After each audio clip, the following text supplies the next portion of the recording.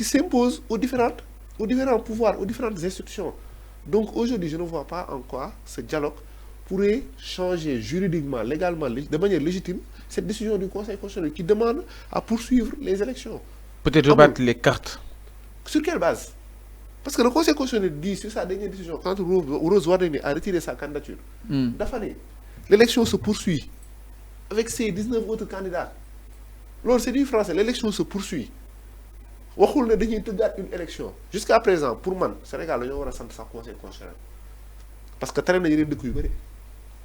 Su Conseil constitutionnel amul woon fii làmbaay gën a ñaaw. Effectivement, Sénégal instant dañoo war a sant les dernières décisions du Conseil constitutionnel. Pourtant, malgré ces décisions, les conseils sont critiqués. Mais le Conseil constitutionnel, il rétablir l'état de droit. Ah, si nous avons un Conseil constitutionnel, bini. Mais Sénégal, quand nous connaissons à terre. Aujourd'hui, ben contre-pouvoir, le président a. Oui, le Conseil constitutionnel. Mon monnaie aujourd'hui de rétablir ce qu'on appelle la démocratie, ce qui nous restait d'un état de droit. Donc les décisions du Conseil constitutionnel sont à saluer. Mais ces décisions-là s'imposent aux différents pouvoirs publics et aux différentes institutions publiques. Ces décisions s'imposent. Donc, en quoi aujourd'hui ce dialogue peut prévaloir sur cette décision du Conseil constitutionnel? Alors, mais Yahya, sur exactement, est-ce que le président Macky Sall a un pouvoir de dissoudre justement ce Conseil constitutionnel à travers justement le Parlement, c'est-à-dire l'Assemblée nationale? Ça va être très compliqué. Parce que c'est une loi.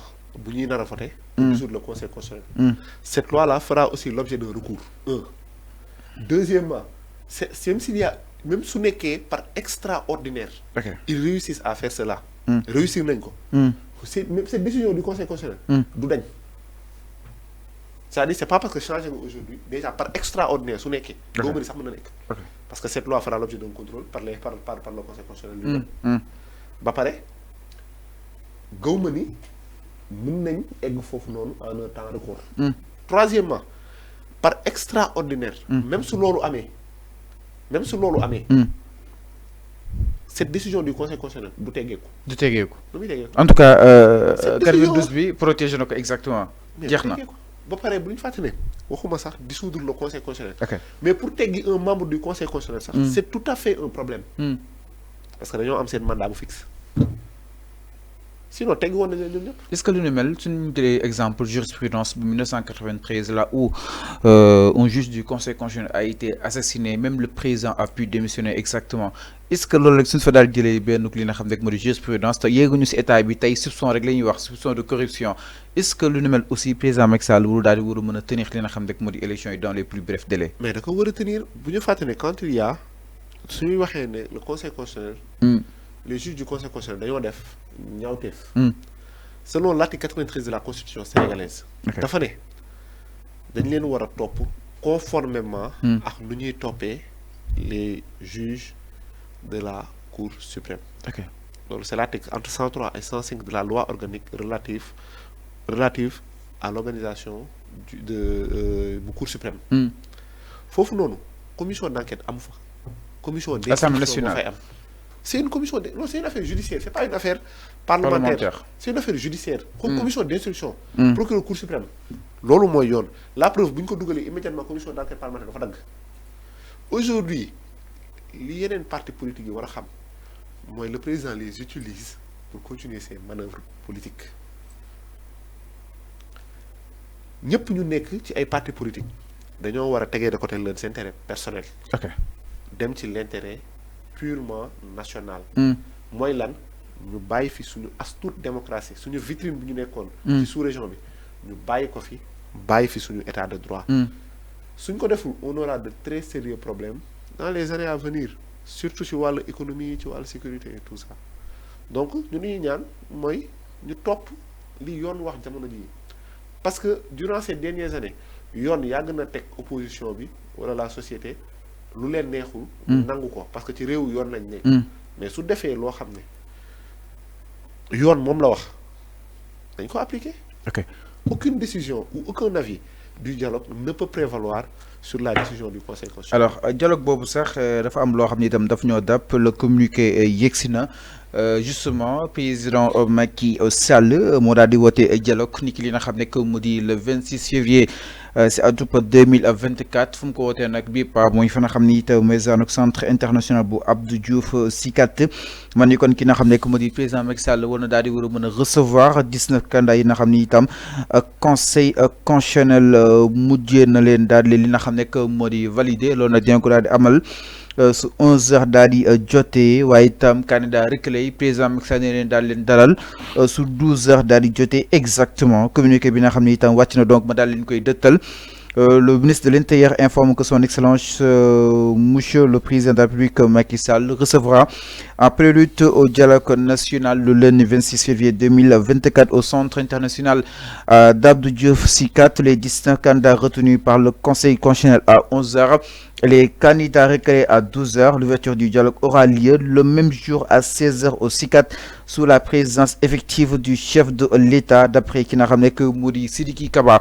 Donc moom Sidiki Kaba nag loolu la daal di yekki donc président Macky Sall dina daal di recevoir li nga xam ne que mu di les candidats à 11h les candidats recueillis à 12h man ni kon nag à noter jëmale si li nga xam ne que mu di justement émission jàkkaarloo bu démb fa nga xam ni itam mooy TFM jëluñ bu nekk wàllu urbanisme logement ak wàllu hygiène publique di ki nga xam ne moo di Abdoulaye Seydou Sow moom itam dafa daal di relever que ni y avait une rencontre entre Macky Sall et les 19 candidats retenus dinañ ko daal di li nga xam ne moo di xaar fii ak li nga xam ne moo di dialogue bi exactement moom le ministre de l'Intérieur nag man ni kon président Macky Sall instruire na ko mu daal di jël li nga xam ne moo di les conditions qu'il faut mu daal di dalal li nga xam ne que moo di candidat yi à 11h maanaam ñi nga xam ne itam ñoo daal di jàll par le conseil constitutionnel le reste ñi nga xam ne itam ñoo leen daal di recueillir ñu daal leen ni recevoir à partir de li nga xam ne que moo di justement de 12h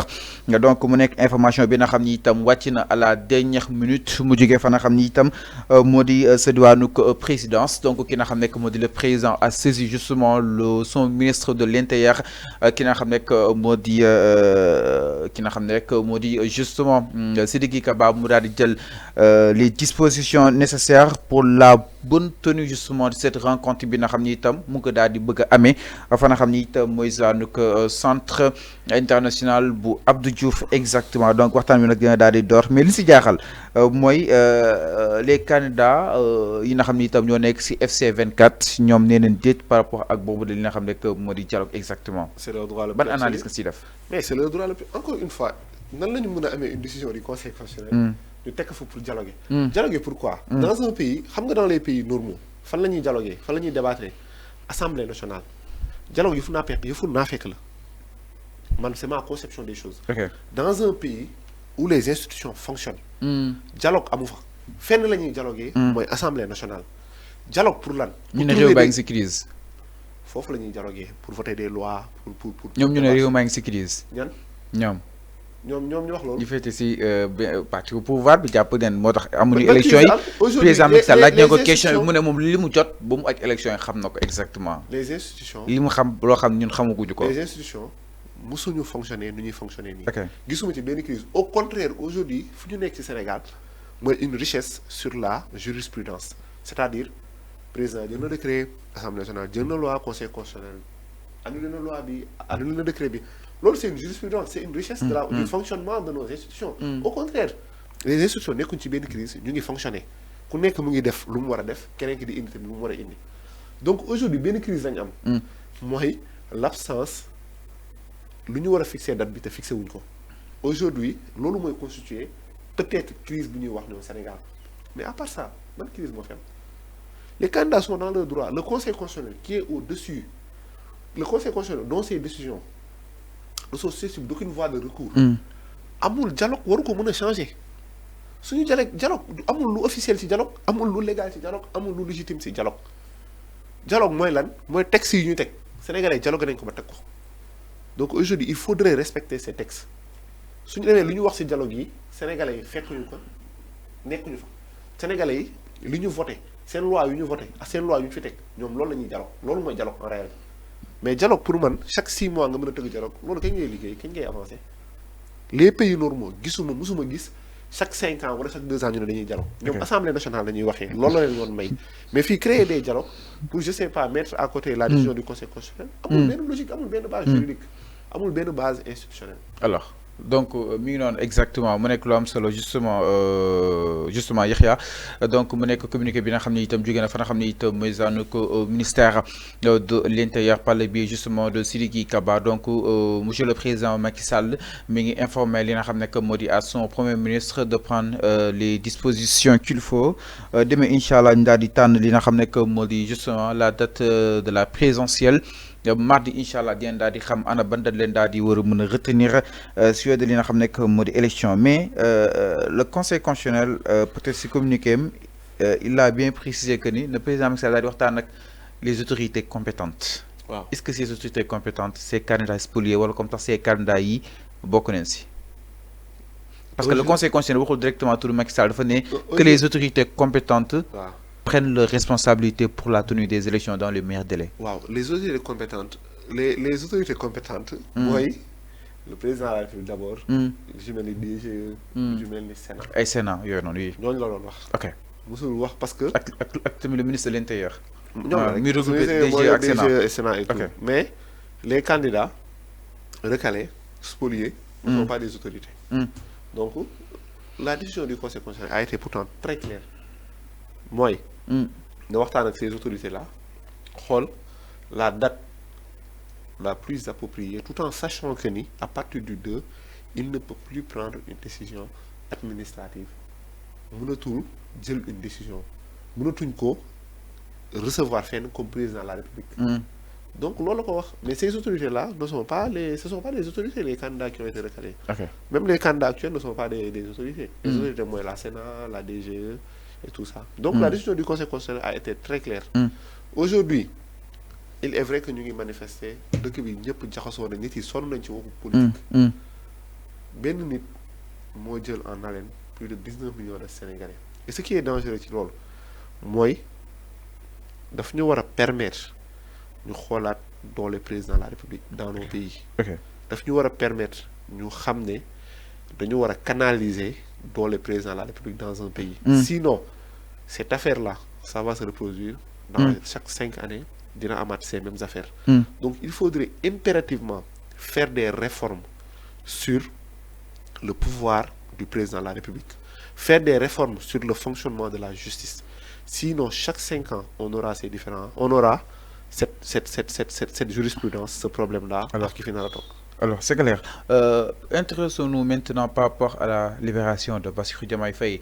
Interpellé sur cette question, le président Macky Sall peut-être a exhorté à ses avocats d'écrire justement le doyen des juges. Alors, nous avons maître Moussa Sarr mu ne su amee yéen a génne Bassirou Diomaye Faye moom mën na ko jaarale comme ni mu libéré li nga xam ne mooy les détenus que ni képp ku ñu lay toppee si fee yi mën na la daal libéré mais am na ñoo xam ne sax ñu leen toppoon ay faits yu gën a mag ñoom Hannibal Djim et consorts ils ont été relâchés exactement Bassirou Diomaye Faye reste toujours en prison naka la daal di gisee ñaari camps yi nga xam ne itam ñu ngi contre accusé par rapport ak li nga xam ne moo di la libération de Diomaye du